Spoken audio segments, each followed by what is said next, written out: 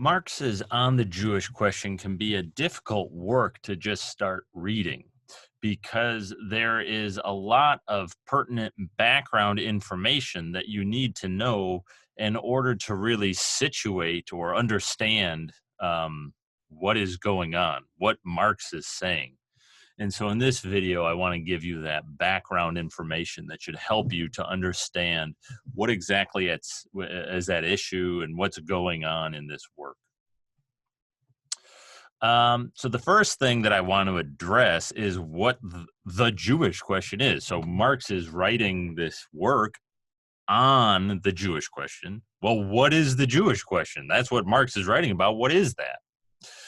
The Jewish question is the question of Jewish emancipation or Jewish freedom, Jewish equality.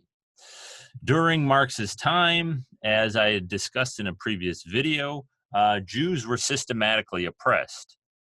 The most kind of prominent forms or common forms of this oppression, Jews were banned from running for office. They couldn't hold office. So one of the things I had described in an earlier video was that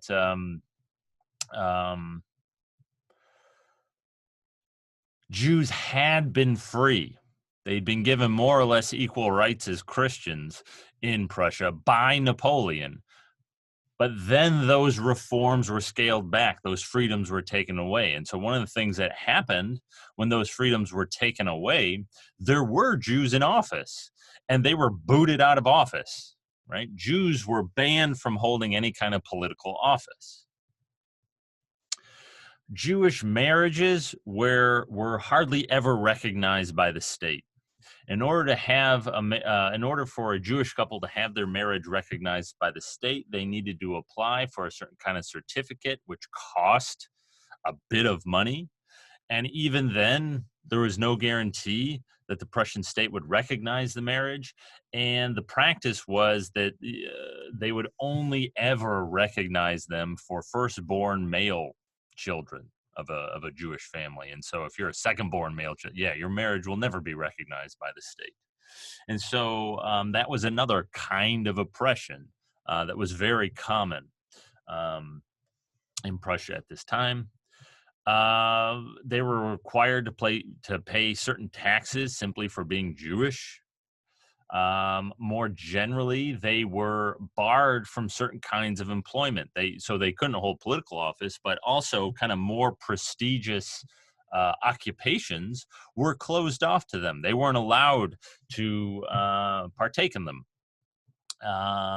And they were forced then to work kind of more menial, less prestigious jobs, occupations.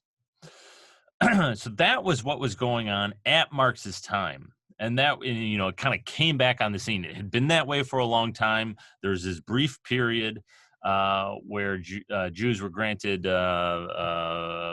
considerably more freedom. And then those freedoms were taken away again. And so the Jewish question is really the question, well, what should we do about this? What should we do with, what should happen here? Should the Jews keep on being oppressed in this way? Or should we work for the emancipation of the Jews? Now, the young Hegelians in that circle, they were very much against this kind of oppression. And so the Jewish question for them was, well, how do we emancipate the Jews? How do we emancipate all people? What's the best way to alleviate this oppression, if indeed we should alleviate it, and so on, right? That was the Jewish question. Now, it's not as though Marx is simply writing about this, right? Here's what we should do about the Jewish question. Here's how we should work to emancipate the Jews, and so on. That's not really even Marx's main focus. He's not himself writing on the Jewish question. Rather, Marx is writing on Bauer, who is writing on the Jewish question. And so on the Jewish question, this work by Marx. It was an article in one of his newspapers, and it's a kind of criticism. It's a critical engagement with Bruno Bauer's work on the Jewish question, right? And that's why Marx is talking about Bauer all the time. That's the point of this article. It's a kind of review of Bauer's work. Bauer offers his own kind of solution, if you will, to the Jewish question. And then Marx critiques it. Marx thinks Bauer gets things wrong. So Marx thinks that Bauer's take on the Jewish question isn't quite right. Now, you might think this is all fine and good for Bauer and Marx. Why does this have any lasting impact, or why should we care about this at all? This seems like very situated in a particular historical context. The reason we care about it and the reason we're reading it is because in the course of critiquing Bauer's solution to the Jewish question, Marx himself explicates some very interesting political theory, and we see the kind of first germs of, or the first seeds, I should say, of his more mature political thought, right? And so Marx uses this kind of review of Bauer as an occasion to develop some of his own ideas, and that's really what we're going to be focusing in on. Just a little bit more background, though, to help us understand what's going on. So what exactly was Bauer's take on the Jewish question? Well, he wrote this whole thing on it. We're not going to read that at all, obviously. But in short, Bauer thought what we needed to do to solve this problem is we needed to make the state completely secular. We needed a secular state, according to Bauer. Now, keep in mind, at the time, Prussia was not a secular state. Very few states were secular. We'll talk about this more in a later video. But almost no states were secular in Europe. So Prussia, for example, you needed to be of a certain religion to hold office. That's not really a secular state. There was like a kind of official Christian religion enshrined by the state. And so Bauer's saying that's the problem. We need a secular state, and then the Jews will be free.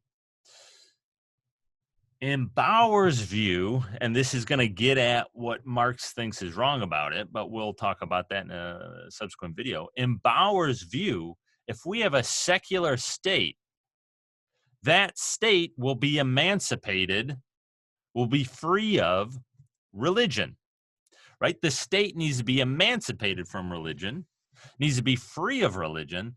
We need to have a totally non-confessional secular state. That's what Bauer's saying. And if that happens, well, then everyone, Jews, Christians, and everybody else alike, are going to be free. Obviously, you might think, well, yeah, the Jews will be free, because if you have a state that's totally secular in this way, you won't have, office barred to them because of their religion, right? It's going to be a secular state. It's not going to take religion into account. And so, yeah, obviously the Jews will be free. But Bauer thinks, even kind of going further, yeah, not only will the Jews be fully and truly free, but also Christians. Because in Bauer's view, even Christians in the Prussian state as it existed at his time, they were not truly and fully free. Why? Because they were still Christians. And Christianity is a false religion, according to Bauer and according to the other young Hegelians. And the people who were religious, who believed in this, in Christianity, in as much as they believed in it, in as much as they were religious, they were not free. They were not truly free. Bauer's view was that if we make the state secular, that will lead to all of the citizens themselves becoming, so to speak, secular. That is to say, all of the citizens abandoning religion. If we make the state secular, that will lead to everybody becoming an atheist, Jews and Christians alike.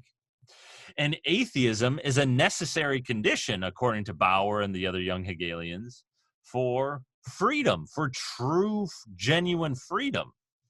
And so Bauer is saying, here's what we got to do. Here's how we'll solve not only the Jewish question, but yeah, the Jewish question, but like the question of freedom for everybody. We make the state secular. And so we as a society, as a state, will abandon religion, and everyone, Jews and Christians and everybody else, will finally truly be free.